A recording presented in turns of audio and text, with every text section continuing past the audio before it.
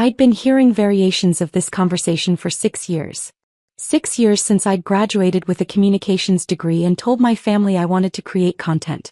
6 years since Dad had thrown my business plan in the trash and told me to stop embarrassing the family. 6 years since Mom had started introducing me at parties as our daughter who's still figuring things out. My sister Jennifer had become a corporate lawyer at 25. She drove a Mercedes, lived in a downtown condo, and never missed an opportunity to remind everyone, especially me, about her six-figure salary. My brother Marcus worked in finance, pulling in bonuses that made Dad's eyes light up every time he mentioned them. And then there was me, Mia, 29 years old, still creating little YouTube videos from my one-bedroom apartment. What they didn't know, what they'd never bothered to ask, was that my channel had grown to 47 million subscribers, that my content had been viewed over 8 billion times, that I'd built a media empire spanning 3 platforms, generating revenue that dwarfed Jennifer's legal salary and Marcus's finance bonuses combined. But I'd learned early that explaining this to my family was pointless. They saw the ring lights in my apartment and assumed failure. They heard content creator and translated it to unemployed. So I'd stopped trying to correct them. Christmas dinner at my parents' house in Westchester was the annual reminder of my place in the family hierarchy. Jennifer arrived in her Mercedes wearing a Chanel suit. Marcus pulled up in his BMW, talking loudly on his phone about a deal he'd just closed. I took the train from the city, carrying homemade cookies I'd decorated for the occasion. Mia's here, Mom announced as I walked through the door, her tone carrying that particular mix of affection and disappointment she reserved just for me. Still taking public transportation, sweetie? It's faster than driving, I said, handing her the cookies. How thoughtful, she said, though she immediately set them aside. Jennifer brought wine from her firm's corporate collection. It's a 2015 Bordeaux worth $400 a bottle. Jennifer appeared from the living room, her phone pressed to her ear. I have to go, Richard. Yes, the partnership meeting is confirmed for January. She ended the call and air-kissed me. Mia. Still doing the YouTube thing. Still creating content, yes. That's nice. The pause before nice said everything. You know, my firm is looking for administrative assistants. The pay is decent, probably more than you're making now. I could put in a word. I appreciate that, but I'm good. Dad emerged from his study, Marcus following behind. There's my girl. Dad hugged me, then held me at arm's length. You look tired. Those late nights editing videos catching up with you. I'm fine, Dad. Marcus grinned. At least she's pursuing her passion, right? Even if it doesn't pay the bills. He laughed like he'd made a joke instead of an insult. We gathered around the dinner table, the same table where I'd eaten every Christmas for 29 years. The same table where I'd been compared to my siblings for as long as I could remember. Mom had outdone herself with the meal. Prime rib, roasted vegetables for different side dishes, and Jennifer's expensive wine. Let's go around and share our wins from this year, Dad suggested, raising his glass.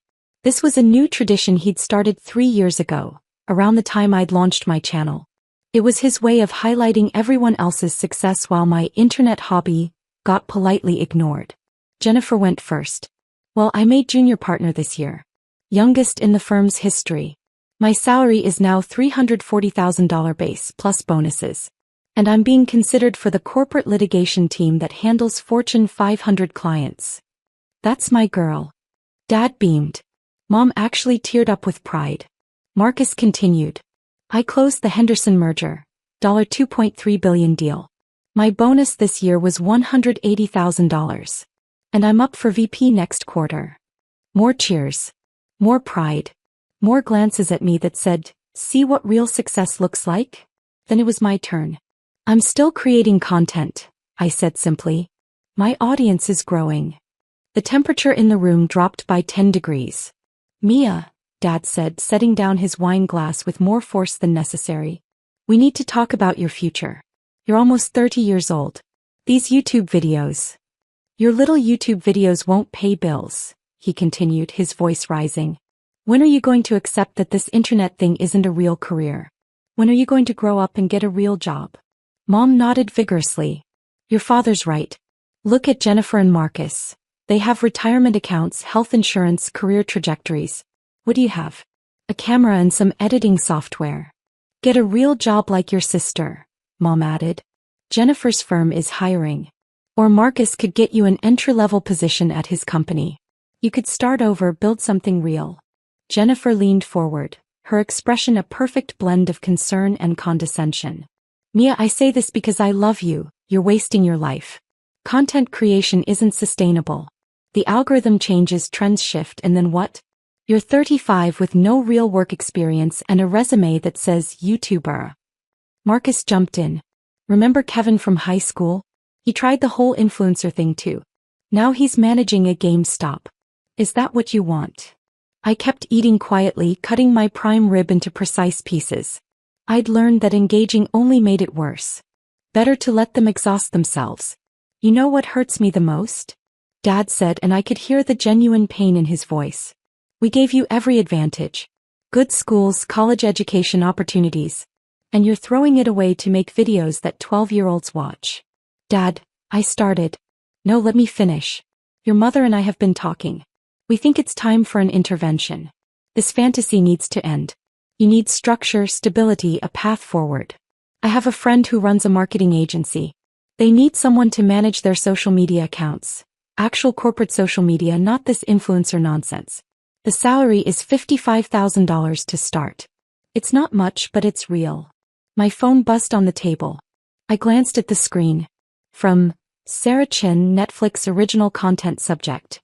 Urgent. Deal confirmation preview. Mia, the board approved everything. $50 million for 3. I picked up my phone calmly. See. Jennifer gestured at my phone. Can't even put it down during family dinner. That's the problem with your generation. Always connected, never present.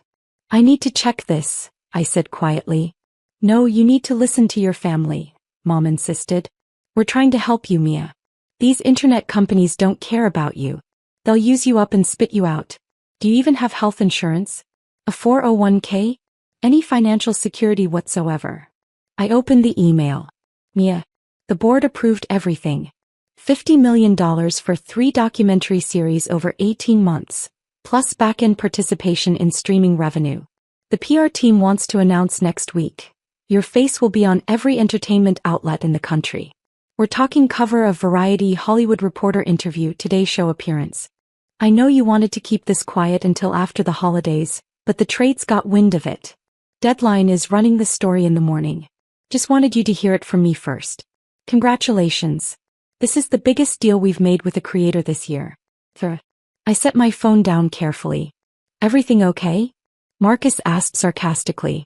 Did one of your videos get 1,000 likes? Mia, please, Dad said, and now his voice carried genuine concern. I'm not trying to hurt you. I'm trying to save you from a lifetime of disappointment. You're talented, you're smart, but you're chasing something that isn't real. Content creation isn't a career. It's a hobby that some people got lucky with. And luck runs out. Jennifer reached across the table and squeezed my hand. We love you. That's why we're being honest. It's not too late to start over. You could go back to school, get an MBA, build actual credentials.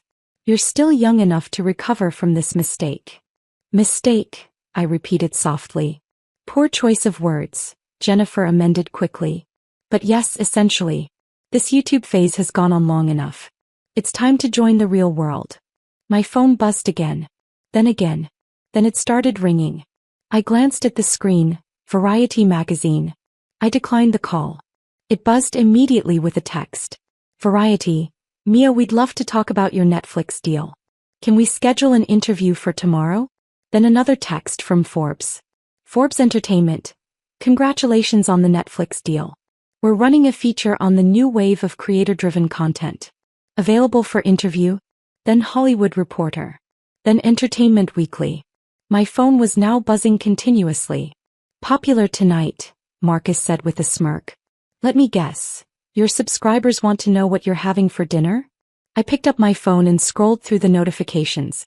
23 missed calls. 47 texts. All from entertainment journalists, industry publications, and news outlets. The Deadline article had posted early. Netflix signs megadeal with creator Mia Torres. $50 million for documentary series. The subtitle read, Streaming giant makes biggest creator deal of 2024, betting on Torres's 47 million subscriber empire. I turned my phone to face the table without a word. Dad leaned forward, squinting at the screen. His face went white. That's your name, he whispered. Mom grabbed the phone from my hand, her wine glass nearly tipping over. This can't be real. This is fake. Someone's playing a prank. Jennifer snatched the phone next, her lawyer instincts kicking in as she verified the source. It's Deadline.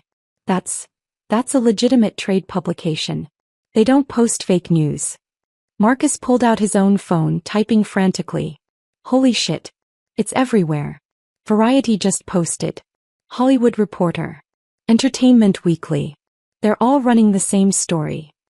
He looked up at me, his expression a mixture of shock and something that might have been respect. You signed a deal with Netflix? For $50 million. The deal closed yesterday, I said calmly, taking a sip of water. They wanted to announce it next week, but someone leaked it early.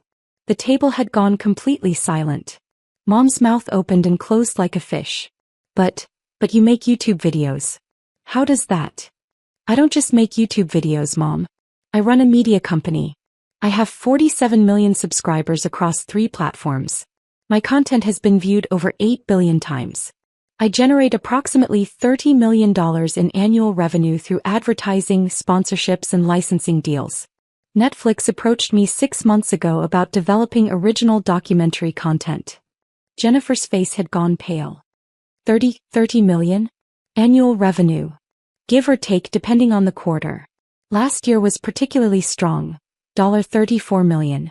This year will probably hit $38 million before the Netflix deal kicks in. Dad's hands were shaking. But you live in that small apartment. You take the train. You never. I live modestly because I reinvest most of my income into the business. I have a team of 17 people, editors, producers, researchers, business managers. I own the production company that creates all my content. The apartment is actually a studio space. I have a separate residence in Brooklyn. Marcus was still scrolling through articles. Jesus Christ. They're calling you the future of entertainment. Forbes has you listed as one of the top-earning creators under 30. My phone rang again. This time I answered. Mia Torres. Mia, it's Sarah from Netflix. I know you're with family, but I wanted to give you a heads up. The response to the announcement has been incredible. We've had 3 more production companies reach out about deals in the last hour alone. Disney Plus wants to meet next week. HBO Max is interested. This is bigger than we anticipated. I could feel my family's eyes boring into me. That's great, Sarah. Can we discuss this tomorrow? I'm at dinner. Of course. Sorry to interrupt. Just wanted you to know, you're about to become very famous. Like household name famous. The Today Show wants you Monday morning. Good Morning America is calling. Late night shows are requesting interviews. Your life is about to change significantly. I appreciate the heads up. Enjoy your dinner. Mia. Congratulations. You've earned this. I ended the call. The silence at the table was deafening. Finally, Jennifer spoke. You have 17 employees? 18 as of next month. We're hiring a new cinematographer. And you generate, you said 30 million. That's revenue, not profit. Profit is closer to $20 million after operating costs, salaries, taxes, and reinvestment. Mom made a sound that might have been a laugh or a sob. $20 million. In profit. From YouTube videos.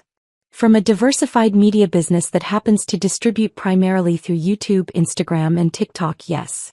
Dad was reading something on his phone, his face growing redder. This article says you're one of the most influential content creators in the education space.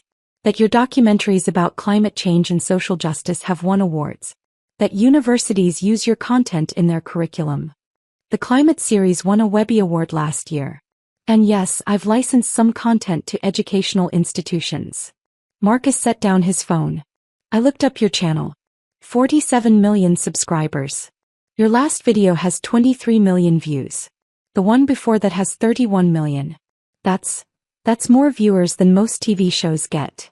Consistent viewership is key to sustainable revenue. Jennifer was doing math in her head, her lawyer brain processing.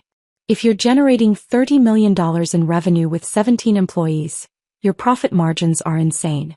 That's better than most Fortune 500 companies on a percentage basis. Content creation has low overhead compared to traditional media. No studios to maintain, no broadcast licenses, no legacy infrastructure. Just talent, equipment, and distribution through platforms that handle the technical back-end.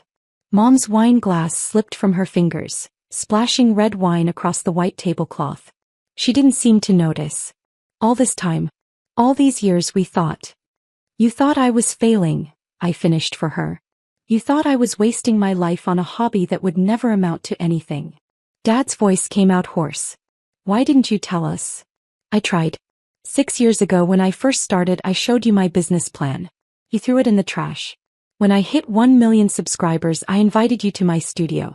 You said you were busy. When I won my first award, I called to tell you. You asked when I was going to get a real job. The words hung in the air like smoke. Eventually I stopped trying, I continued. You'd made up your minds about what I was doing. Nothing I said would change that. So I let you think what you wanted to think. Jennifer's phone buzzed. She glanced at it and went even paler. Oh my God. My firm's senior partners are texting me. They saw the news. They want to know if you're the Mia Torres who's my sister. They want an introduction. For what? We handle entertainment law. Contracts, negotiations, intellectual property. A client like you, she stopped herself. I'm sorry. That sounded opportunistic. I suggested. She flinched. I was going to say, exciting from a professional standpoint, but yes, opportunistic works too. Marcus was reading through more articles. They're estimating your net worth at $60 million. That's before the Netflix deal. That's speculative. Most of my wealth is tied up in the business and real estate investments. Liquid assets are closer to $15 million. $15 million in liquid assets? Dad's voice cracked. You have more money in the bank than I'll make in my entire career, and you let us lecture you about getting a real job? You weren't interested in hearing about my job. You were interested in fixing what you perceived as my failure. Mom stood abruptly, her chair scraping against the floor. I need a minute. She walked out of the room and I could hear her crying in the kitchen. The guilt I'd expected to feel didn't come. Instead, I felt a strange lightness, like I'd been carrying a weight for 6 years and someone had finally lifted it off my shoulders. Jennifer cleared her throat. The administrative assistant position I offered you would have been a $285,000 pay cut from what I pay myself in salary alone, not counting distributions from the business. She winced. I feel like an idiot. You feel like someone who made assumptions based on incomplete information, I corrected. You all did. Dad was staring at his plate like it held the answers to the universe. I told my golf buddies that you were still finding yourself. I made excuses for you at every family gathering. I pitied you. I know. You knew and you let me. Yes. Why? I considered the question carefully. Because I learned something important over the last 6 years. External validation doesn't matter if you have internal certainty. I knew what I was building. I knew its value. Your approval, while it would have been nice, wasn't necessary for my success. Marcus laughed. A sharp, bitter sound. Jesus. She just gave us a masterclass in self-confidence while simultaneously destroying our egos. My phone buzzed again. Another call from a major publication. I declined it. The thing is, I continued, I don't need you to understand what I do now any more than I needed it 6 years ago. The Netflix deal doesn't validate my work. It's just a recognition of value that was always there. The 47 million subscribers don't make my content more legitimate. They just make it more visible. Jennifer's phone continued to buzz. My managing partner wants to take you to dinner. The head of our entertainment division wants to discuss representation. Mia, I didn't know. I have representation. CA signed me 4 years ago. CA represents you? Marcus looked like he might pass out. They represent A-list movie stars. They represent talent across multiple industries, including digital media. Mom returned to the table, her eyes red. She sat down heavily and looked at me like she was seeing me for the first time. You decorated those cookies yourself. You brought them on the train because you thought we'd enjoy them. Even after everything we said, every dismissal, every comparison to your siblings, you still brought homemade cookies. I like baking. It's relaxing. You're a millionaire many times over and you brought homemade cookies to Christmas dinner. Yes. She started crying again, but differently this time. I'm a terrible mother. You're a mother who loves her children and wants the best for them. You just had a blind spot about what best could look like for me. Dad's phone rang. He answered without thinking. Hello? Yes, this is Robert Torres. You're from Entertainment Tonight. No, I don't have a comment. My daughter's career is her own. No, we're not available for interviews. Thank you. He ended the call and looked at me. They want to interview the family. Your family. About your success. They'll want a lot of things. I'd recommend not engaging unless you want to be part of the public narrative. Jennifer was frantically typing on her phone. I'm canceling drinks with my colleagues tomorrow. I told them I had family plans, but really I was going to discuss your situation with them. God, I'm a horrible sister. You're human. Humans make mistakes. Stop being so understanding, she snapped. We deserve your anger. We've been awful to you for years. What would my anger accomplish? Would it change the past? Would it make you understand any better than you do right now? Marcus rubbed his face with both hands. This is surreal.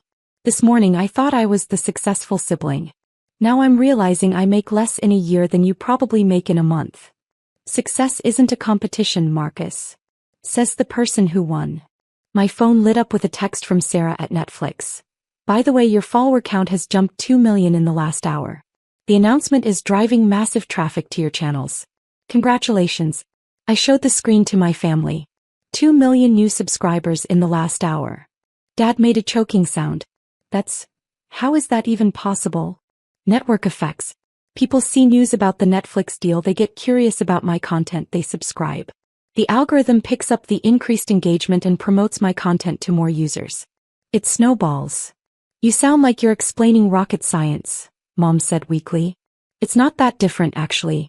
Both require understanding complex systems, predicting patterns and optimizing for specific outcomes. The doorbell rang. We all looked toward the front door. Dad went to answer it. Through the archway I could see him talking to someone with a camera. A news crew. He returned looking shell-shocked. There's a reporter outside. From the local news. They want to interview you about the Netflix deal. How did they find our address? Public records probably. I'm listed as your daughter on several documents. More doorbells. More knocking. Through the window I could see several news vans pulling up. This is insane, Jennifer breathed. This is actually insane. My phone rang again. This time it was my business manager, David. Mia, where are you? At my parents' house in Westchester. Hey, you need to leave. There are news crews descending on that location right now. I'm sending a car to get you. It'll be there in 20 minutes. In the meantime, don't go outside, don't make any statements, and definitely don't let your family talk to the press. Understood. I ended the call and looked at my family. You should all turn off your phones for the next few hours. Delete your social media apps temporarily. Trust me on this. You don't want to see what's being said online right now. What do you mean? Mom asked. People are curious about my background. They're looking up my family, my history, my connections. Some of it will be kind. Much of it won't be. Don't engage. Don't read comments. Don't defend yourselves or explain. Just be quiet for a while. Marcus ignored me and opened Twitter. His face went gray. They're calling us out. People are posting about how families dismiss creators. Using us as examples of, oh God, someone found Dad's LinkedIn. They're commenting about how he works in traditional media and couldn't see his own daughter's success. Turn it off, I said firmly.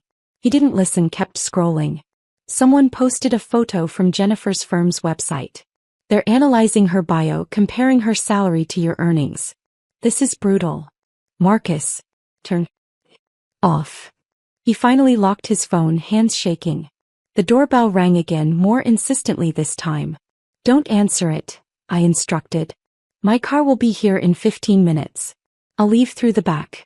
You all should stay inside tonight. Tomorrow this will calm down slightly. By next week the news cycle will move on to something else. What do we do?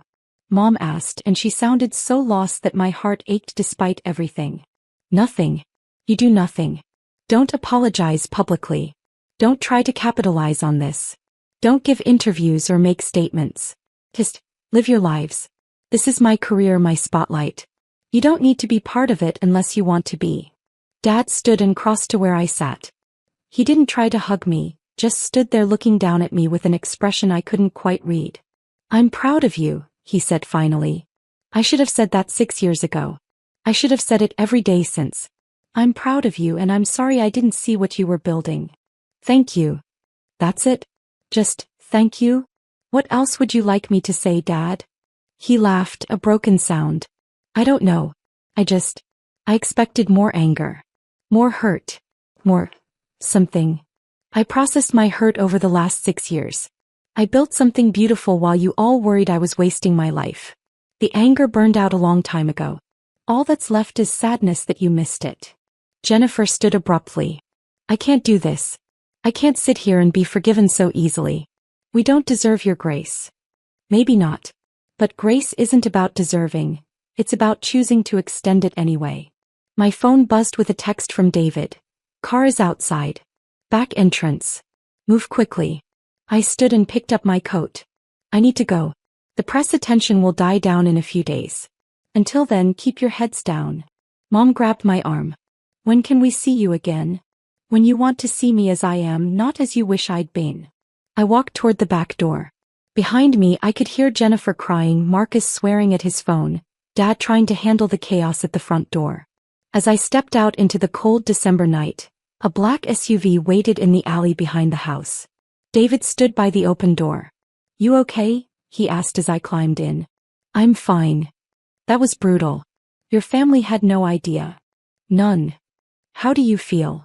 I considered the question as the SUV pulled away, passing news vans and reporters who didn't realize I'd slipped out the back. Lighter, I said finally. Like I've been carrying something heavy for a long time and I finally put it down. My phone continued to buzz with notifications. Interview requests, congratulations from fellow creators, messages from friends who'd seen the news. But I silenced it all and watched the lights of Westchester fade behind us. Tomorrow I'd be on morning shows, giving interviews, explaining my journey to audiences around the world. Next week I'd start production on the Netflix documentaries. Next month, I'd likely have meetings with the other streaming services Sarah had mentioned. But tonight I was just Mia. Still the youngest child in a family that had finally seen me. Still the creator who'd built an empire while everyone thought she was failing. Still the woman who'd brought homemade cookies to Christmas dinner because she liked baking and thought her family might enjoy them. The validation felt good. The recognition was satisfying. But the real victory had happened 6 years ago, the day I'd decided to build something meaningful regardless of whether my family understood it. Everything after that was just noise. My phone lit up one more time. A text from Mom. I love you. I'm sorry. I hope someday you can forgive me. I typed back slowly. Already have. See you soon, Mom. And for the first time in 6 years I believed it.